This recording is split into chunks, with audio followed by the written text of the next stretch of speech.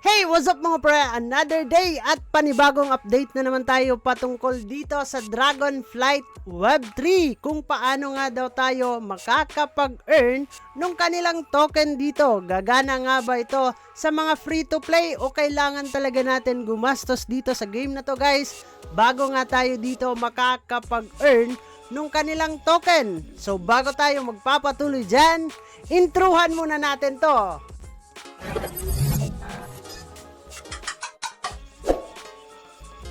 So guys, andito tayo sa kanilang website, sa kanilang game na pinaka-platform nila guys, kung saan tayo naglalaro ng game nila dito. So kailangan po natin dito guys, una is manunood tayo ng mga ads. So pwede tayong makapag-earn pero hindi nga lang kalakihan guys. Yun nga ay limited lamang at hindi araw-araw ay merong ads po dito guys, no? And then ang pangalawa dito is yung kanilang flight pass. So, kailangan natin bumili ng kanilang flight pass, guys. So, merong buy pass and then merong buy premium pass. So, purchase daw tayo ng flight pass to participate in DF League. So, enjoy the benefit below for 30 days. So, 1 month po daw ito gumagana ang kanilang pass po dito. So, flight pass plus monthly pass, guys. League DFT point. Multiplier is 100% for 1 month po yan guys.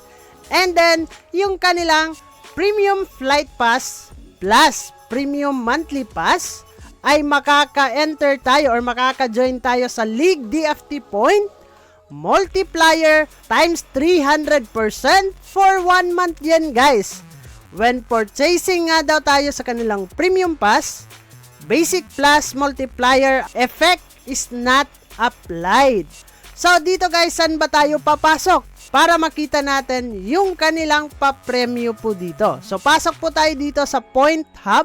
So dito po sa Point Hub guys, meron po tayong My Info, G-Hub Rewards, DFT Ranking, Wallet and Point Store. So dito sa DFT Ranking guys, dito po natin makikita yung weekly rank at saka monthly DFT payout rank. So, dito din natin makikita guys kung gaano kagaling yung mga naglalaro dito at sino yung mga nangunguna. Siyempre guys, sa monthly DFT payout rank, dito natin makikita kung sino yung may pinakamalaking DFT amount. So, sa ngayon guys, meron po siyang 155,000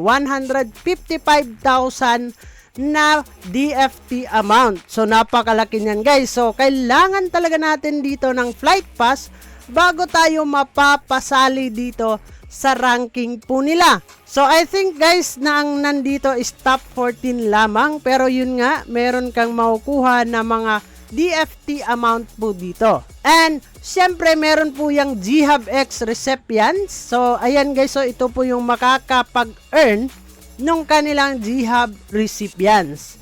So guys, no, pahirapan din dito na makakapag-earn nung kanilang token once na wala po tayong binili dito na flight pass. So hindi ko na ipapakita sa inyo guys, nasa sa inyo yan kung bibili kayo nung kanilang flight pass po dito para kayo naman ay makapag-participate. Kung gusto nyo lang guys, ay pwede po yan. Kung meron kayong extra, pwede kayong bumili, pero hindi ko na ipapakita guys para wala kayong idea. Kayo na mismo yung mag-e-explore ng game at mag-explore kung paano din bumili para hindi ko hinakayat na bumili kayo ng kanilang flight pass.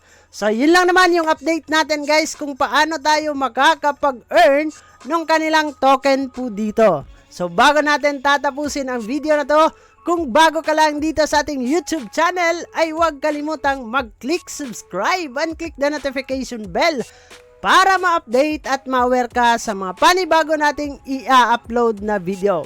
So dyan na muna kayo guys, ingat tayong lahat, kita-kits soon in the next video, and bye-bye!